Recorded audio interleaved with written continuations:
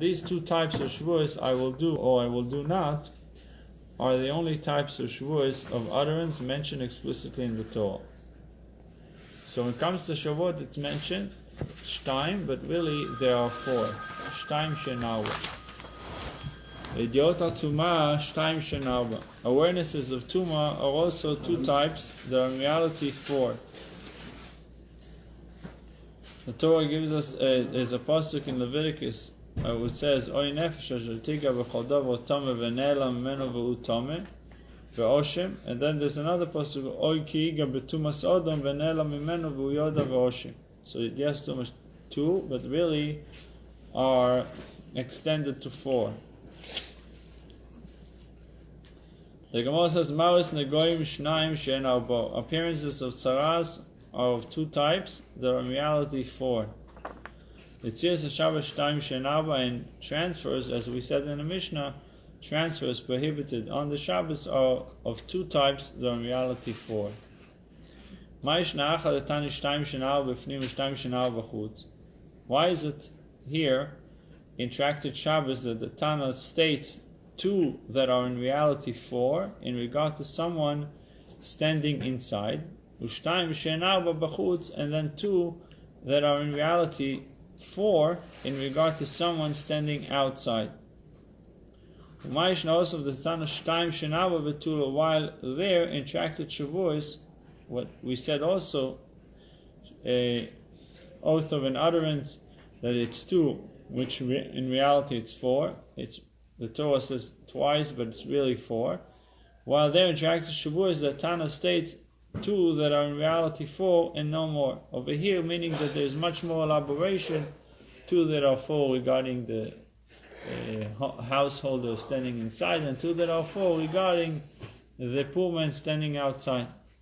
When it comes to Shavuot, it suggests Shtaim She'en Arba. It does not elaborate any further. Why does our Mishnah discuss 8 cases while the Mishnah in Shavuot discusses just 4? That's what it boils down to. That's the question. So the Gemara answers the reason why the Mishnah discusses 8 cases. The Ikar Shabbos Hu. In Tractate Shabbos, where the main topic is the laws of Shabbos, Tani Ovis v'Tani Toldos. The Mishnah goes into greater detail and teaches both the primary cases and the secondary cases. Hosom de Lavikar Shabbos, who's there in Tractate Shavuos, where the main topic is not the laws of Shabbos. Ovis Tani Toldos Loitani. The Mishnah teaches only the primary cases, does not teach the secondary cases. So it seems like when it comes to Shavuos, it gives all the cases that Yetzias HaShabbos, meaning it says everything that is written in the Torah that is two, but is really end up being four. So we spoke first case the Shavuos, and then it says about oath, and then about awarenesses of Tuma, then about appearances of Tzaras, and then about Yetzias HaShabbos. So when in Shavuos, when it speaks about the prohibition of transferring on Shabbos, it's two, that is really four, it only mentions this case, but it does not go into detail about the whole thing. Like we said, that the householder stand inside, and the poor man stand outside, he placed it in his hand, didn't place it in his hand, he extended his hand, the other one extended. So why didn't he go to detail? So because over here we're talking about Shabbos.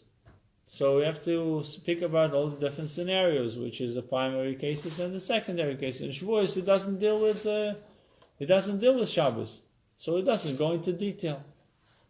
Meaning this is a tractate of Shabbos, and therefore we're going into detail to give you all different scenarios, which sums up to 8 different cases.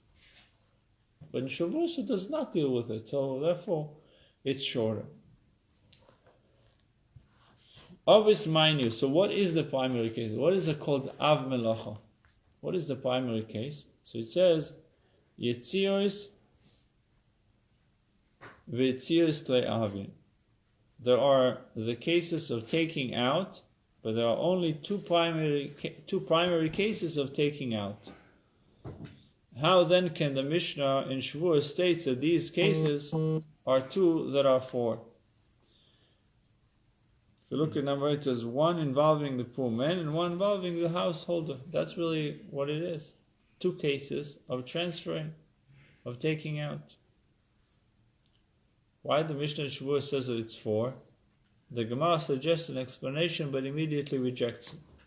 And if you will say that by this, the Mishnah means that for some of them there is liability to the Chatas offering, and for some of them there is no liability. But they are rather only rabbinically prohibited. Some of them are, like Rabbi Yaakov mentioned before, there are cases, there are doraisa, which we said you have to have 3 things.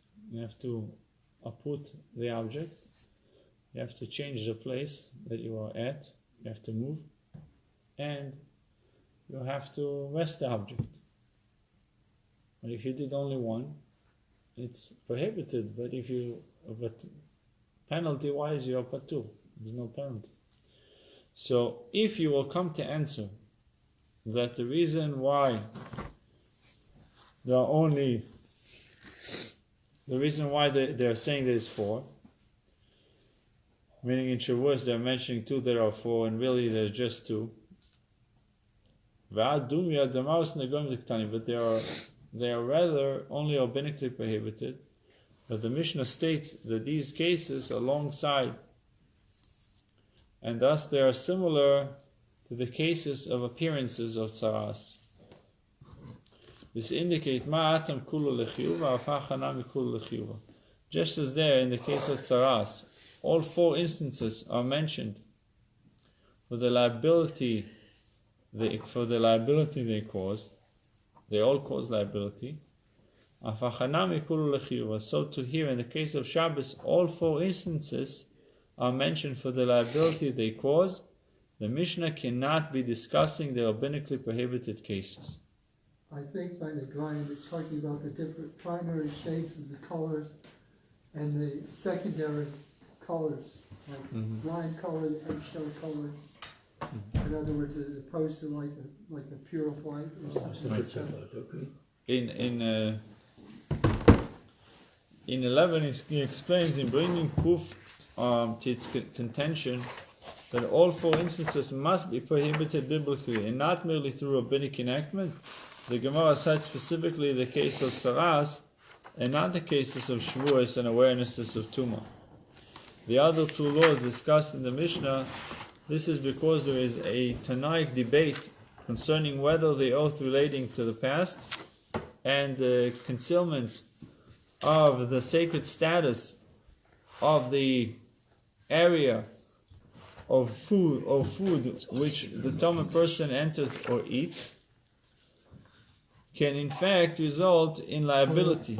Only in regard to the case of tzaras is it unanimously accepted by all Tanoim that all 4 appearances, both the primary and the secondary cases, can result in liability. In our case, it's not necessarily so. If it's like we said, if you didn't do all 3, it's rabbinic, and it's not necessarily you're incurring any liability. Patur aval asur. Patur. If you did it, you're patur, but it's prohibited what you did. Or asur or patur. But there's no penalty. Yeah. So let's see. Where is the Av Melacha? I heard the Av Melacha, but I didn't. Av Melacha, all the 39 laws that are written in that we know about, it's called Av Melacha. It's a primary melachot. For example, Torah says, Lo tevaru esh b'chol mashmechem b'yom HaShabbat. You should make fire. To make fire, it's Av Melacha. But if you brought wood from your house, from one corner of the house to the other, it's not Melacha. It's secondary Melacha. It's meaning that. So in our case, transferring, the Torah says that you should al tetzu b'yom HaShabbat. Should back then when they were in the desert, they were not allowed to go out from one reshut, from a private domain, which was their tent, to go outside to look for the man and bring it into their house, into their tent. from outside. That's the av melacha. So if they go outside, carry the object, that's akira. They're putting it, and then they're bringing it into the house. That's shinui makom. That's they changed their place because they moved, and then they rest it in their tent. That's completing the job. Like your wife tells you, go get milk from the store. You go to the store, you bring the milk, it's put it in the fridge. You completed the task. The task is completed. If you left it in the car, you did not complete the task, right? You bought the milk, you left it in the car. It's not done. Once you put it back in the fridge, the malacha is done. So it says, El Amar Rav Papa. So therefore, the original question returns, why does the Tana here states two that are in reality four, in regard to someone standing in a public domain, and two that are in reality four in regard to someone standing in a private domain, which means, why they mention 8 different cases when it comes to Shabbos, while the Tana in Shavuot states two that are in reality four and no more. Does not elaborate anything anymore. Ela Amar Rav Papa Achadika Shabbatu. Here, when it comes to tractate Shavuot, the main topic is Shabbat. Tani Chiyuvu Petua. He mentioned the cases of liability and cases with exemption from liability. Cases with liability and with no liability. Hadam de Lavikal Shabbatu. There in tractate Shavuot, but the main topic is not Shabbat. He mentioned the cases of liability, did not mention the cases of exemption. What are the cases of liability? The Gemara says Yetziot, cases of taking out. Yetziot Tarteavin. We said Yetziot is 2, right? Yetziot is Tarteavin, which result in biblical liability. If you only mention the cases of biblical liability, there are only 2 cases, not 4. So why did you say 2 that are 4? What was the answer? First of all, what was the question? You understand the question? We said over here in our Mishnah, right? Tziota Shabbat, Shtaim Shenab, 2 that are really 4. And then the Mishnah brought 8 different cases. 4 relating to the one who's standing inside, 4 is relating to the one who's standing outside.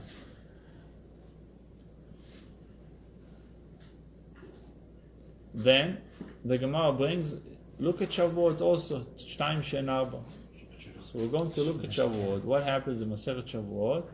Over there, he gives a whole list of Shtaim Shen Arba. But he doesn't mention, it says Shtaim Shen Arba about Shabbat also, but it does not mention 8 different cases. It does not elaborate. It doesn't go into detail like we're going into detail over here. Because it's a Shabbat. So we answer, what was the answer? Why does over here there's more details than Shavuot? Shavuot there's no elaboration. Over here there is elaboration.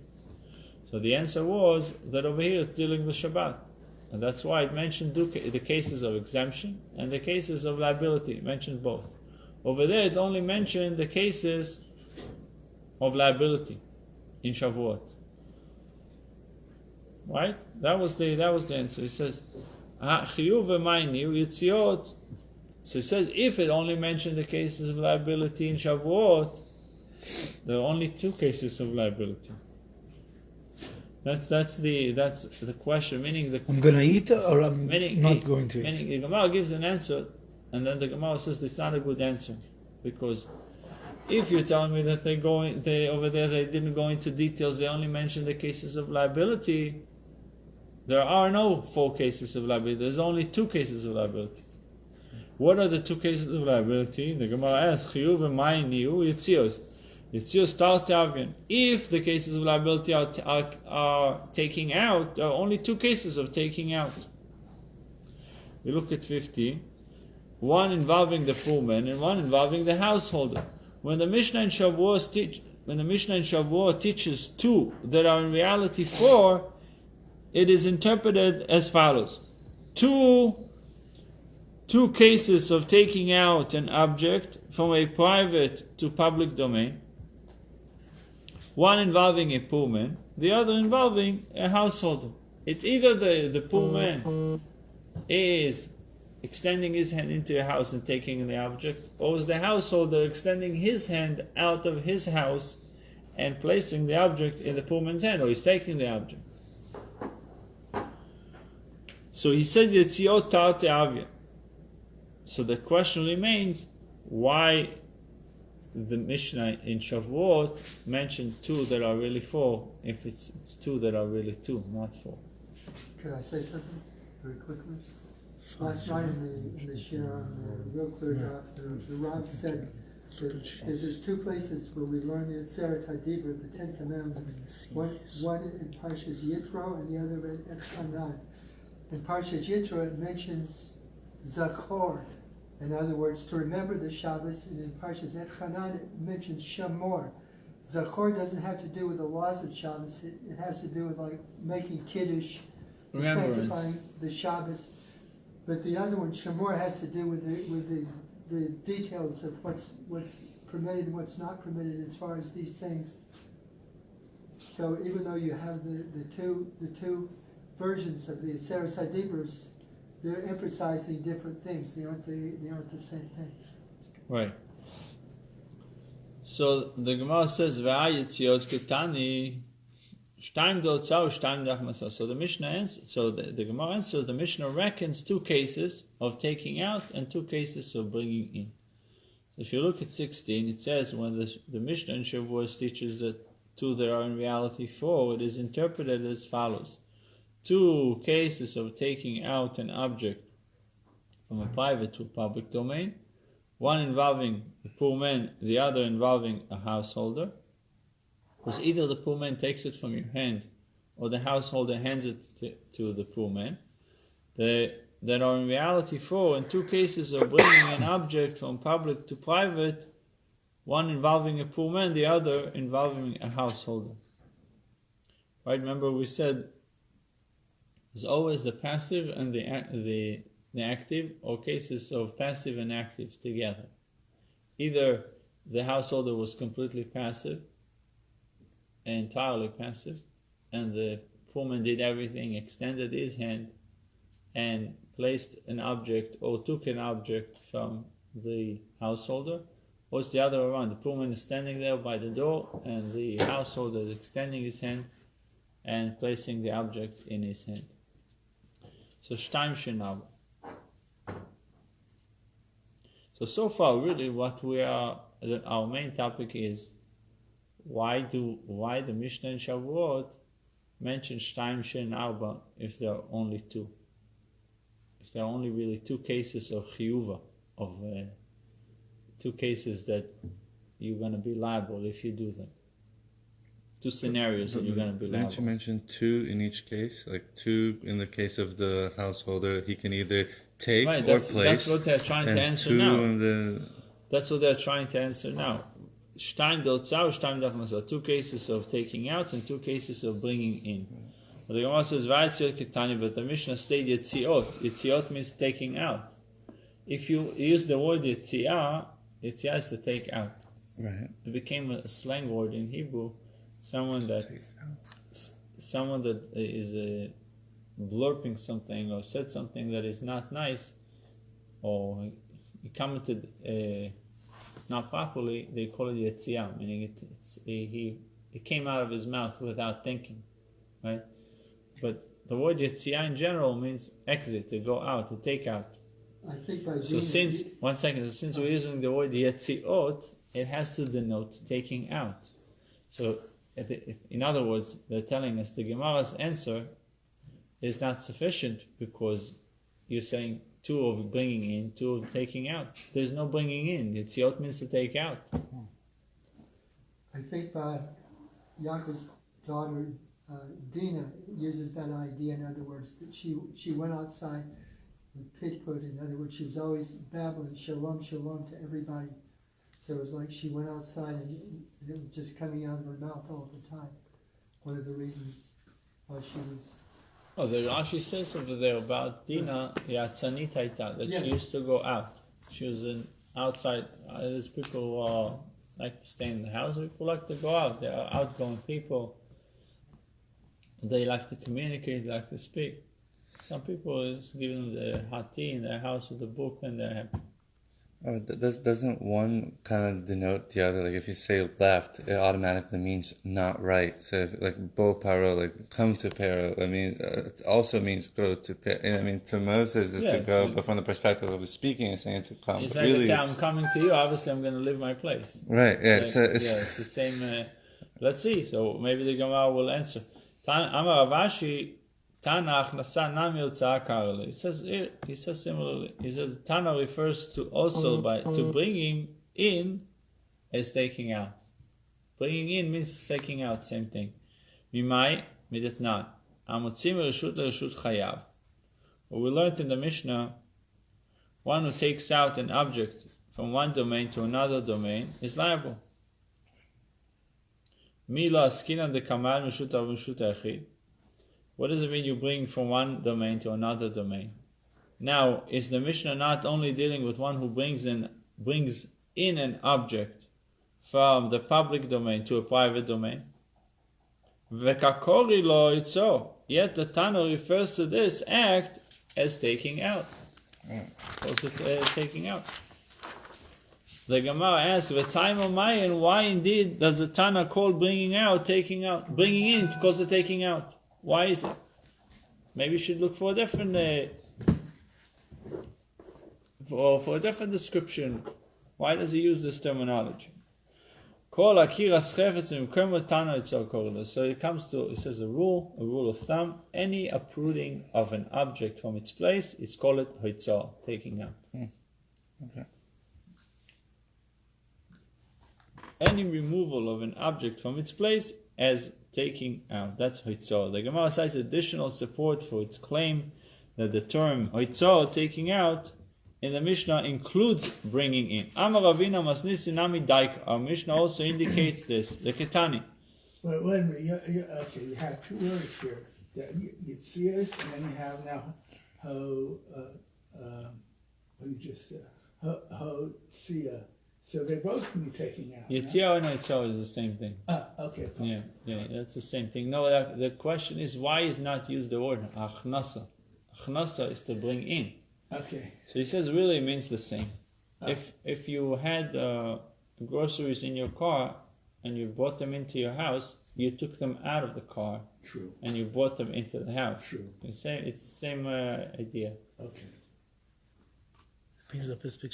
Right. Bring in has to have taking out first. Depends in order to bring in, you have to take out. Depends on the perspective you see. Look, I took a mattress from your house, but I brought it into another house, so I could not take out. Right? You take out your groceries from Aroma.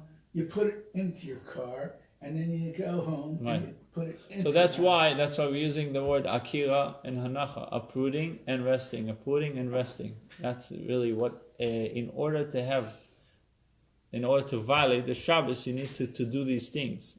It has to have all these things happening. To uplift something, to move from your place, to rest it. Even though there's a question, if I stand by the door of my house, right, and I stick my hand out. Are you in the house or out of the house? I'm in the house, and I'm picking a stone from outside the house, and I'm bringing it into the house. Right? Take a prohibited object, so make it really bad. A camera from outside the house, and I didn't move my body. Right? So I still took it from a public domain, and I brought it into a private domain. You made it three. Am I still? No, but I didn't move. But you're inside. No, but his But does the object need to move or him need to move? The object needs to move. I think there's an idea. So it's okay? No, it's prohibited. That maybe the Gemara talks about later that your hand is considered a rishus in itself. Yes. Just your hand, just putting it in your hand. So, like, let's say one of those, like, at the airport, you stand on it and it just, like, goes, the walkways or whatever. Let's say that you could have one of those on Shabbat. Like, if you're there and you just lift it up and set it right back down, you're in the same spot, but technically the whole thing is moving. Like, you're in the plane. Yeah, but you're always moving the object. You're always, you You lift the object. You're resting the object. So I think about that with the keeper in the car. Like if I just go like this in the car, that means I just drove like 10 feet without a keeper on. If I just lift it up for a second because it's going, technically I went more than 3 amot without a keeper. Yeah, you have the roof of the car. You cannot touch the mail also, yeah? Convertible You cannot car. touch you cannot touch the mail. Because the mail, the guy leave a box in front of your door, you taking, putting inside, you're Right. making the 3 things. Yeah. So, I'll tell you something. but in your house, you can't. Your driveway is also private domain. So it's private to Because private. I'm not allowed to. Maybe told me. I put a chair in your driveway and sit there. So it's private to private. So it's okay. So for you, it's okay. The only thing is there might be muktzah and it was delivered on Shabbos. There's other issues with this. Right. But if we just talk about This. it's still private domain. It's in your private domain. So Jew delivered it. Some Jews work for DHL, for FedEx, for UPS. So what do you? That's the problem. So putting it down, I mean, if I just like toss it, then I technically only picked it up and I never moved Yeah, the it. Gemara will discuss it later. There's different ways. If a wallet, you kicked it, it was bashinu, We're all just these throwing things. from one rishus to another. Just Yeah. throwing it from the inside to the outside instead of... If I live in a condo, God forbid, and you live in a condo, and this is a busy street, Broadway is here, and I'm looking at you. We're both on the 30th floor in the penthouse, right? My balcony is looking at your balcony. Hopefully the balcony would look at the beach, but let's say we look at each other. Okay. So, and you throw an object into me.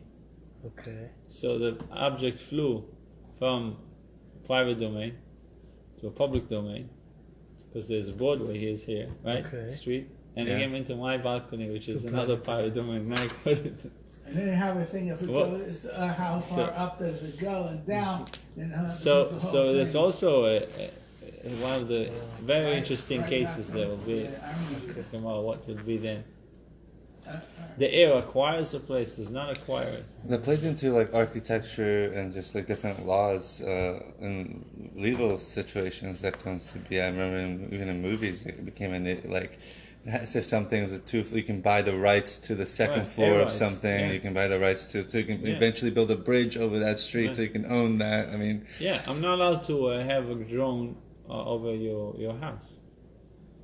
But even if it's 100 feet, you don't see it legally. You're not allowed to because it's you're buying the air rights. When you buy the house, you're going all the way What was to. the Gemara we learned that about privacy rights? What was the Yeah.